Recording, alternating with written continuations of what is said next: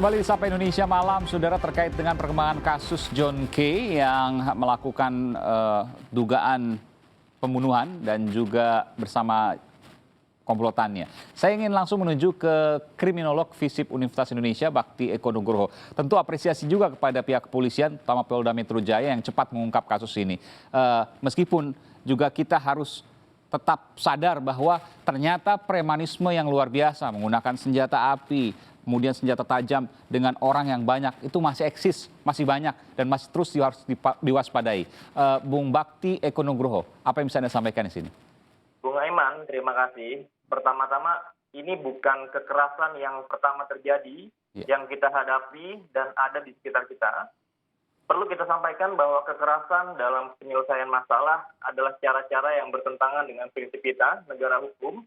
Kita prihatin dan kecewa, kekerasan ini masih berulang. Terlebih, Bung, 2 orang korban dalam peristiwa yang terjadi itu adalah kelompok masyarakat yang sehari-hari mencari nafkah di jalan. Tadi disebutkan ada pengemudi ojek daring, ojek online, ada juga bapak petugas keamanan. Mereka adalah orang yang sehari-hari bekerja di jalan mencari nafkah, termasuk, Bung, anggota kelompok yang bertikai, juga anak bangsa yang sepatutnya tidak hilang nyawa karena kekerasan antar geng ini. Kemudian yang juga penting adalah, Bung, ada hak atas rasa aman publik yang terganggu di sini, yang perlu diperhatikan ya. Tadi warga takut kejadian kekerasan terjadi bahkan di depan pintu rumahnya. Jadi ada hak atas rasa aman yang perlu benar-benar menjadi perhatian terutama oleh penegak hukum.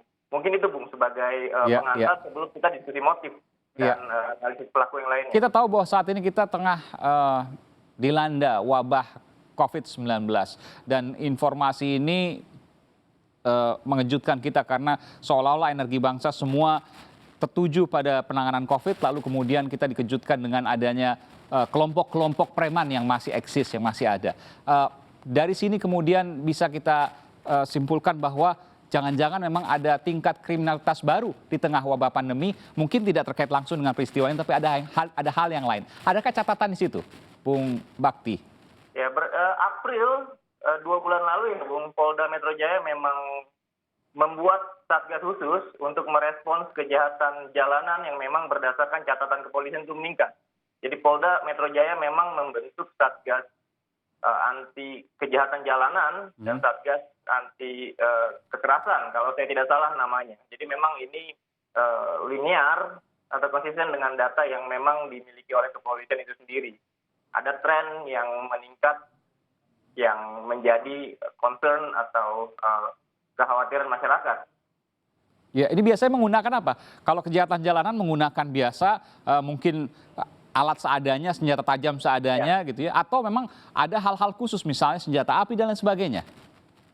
Bung Aiman, dalam kasus ini saya rasa ada 2 sisi yang perlu kita lihat. Pertama dari sisi kelompok, dan yang kedua dari sisi anggota kelompok itu sendiri. Nah, dalam satu kelompok bisnis kriminal atau dalam satu kelompok yang seringkali melakukan aktivitas kekerasan, biasanya terdapat satu figur dominan. Dia adalah ketua kelompok atau ketua geng yang sangat mempengaruhi pelaku anggota kelompok. Nah, kepentingan figur yang dominan dalam kelompok ini, Bung, seringkali dianggap merepresentasikan kepentingan kelompok. Karena memang figur dominan ini umumnya loyal sekali kepada kelompok. Nah, ketua kelompok umumnya cermat dalam melakukan distribusi benefit, distribusi katakanlah kesejahteraan di dalam kelompok, sebabnya ia disegani di dalam kelompok. Jadi apabila penegak hukum, apabila polisi, memang tadi sudah ada kisi-kisinya ya dalam konferensi pers tadi siang, ada bukti awal yang menjelaskan kira-kira ada penugasan dari ketua kelompok, dari figur dominan dalam kelompok tersebut yang memerintahkan anggota untuk melakukan tindakan kekerasan yang kemarin tadi. Itu, Bung, dari sisi motif kelompok, Bung. Ya, saya ke Kabid Humas Polda Metro Jaya, Komisaris Besar Polisi Yusri Yunus. Pak Yusri, betul bahwa ada peningkatan selama wabah COVID ini dari street crime, kejahatan jalanan? Jadi gini, Mas Aiman, memang kalau secara crime total sebenarnya ada penurunan di masa pandemi COVID-19 ini. Tapi ada beberapa jenis-jenis kejahatan itu yang menonjol, seperti yang disampaikan tadi. Contoh pertama adalah street crime, atau kita sebutkan 3C ya, curat, curas, dan juga curanmor. Itu agak sedikit ada peningkatan. Kemudian premanisme kemarin memang dibentuk Betul, dibentuk Satgas Street Crime dan juga Satgas Premanisme karena melihat kemarin kan mau puasa ya. Ya. Sehingga memang juga sekalian di masa pandemi masyarakat sekarang banyak di rumah saja. Ini sering terjadi kejahatan-kejahatan jalanan termasuk premanisme yang ada. Sehingga itulah Satgas yang dibentuk. Nah, pengungkapan yang dilakukan oleh Polda Metro ini adalah salah satunya adalah Satgas yang bergerak kemarin bersama-sama dikendalikan oleh Krimum Polda Metro Jaya, Pak. Begitu, Mas Aiman. Terakhir, bagaimana kemudian dengan senjata api yang diduga dimiliki oleh kelompok John K ini? Apakah akan terus dilakukan pencarian, Pak Yusrinus, oleh kepolisian? 3 DPO yang sekarang sudah kita kantongi identitasnya berdasarkan keterangan-keterangan saksi-saksi yang ada. Baik itu saksi korban sendiri, kelompok korban maupun juga dari tersangka.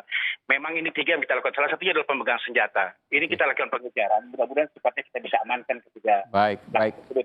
Dan ancaman hukumannya terkait dengan pembunuhan berencana?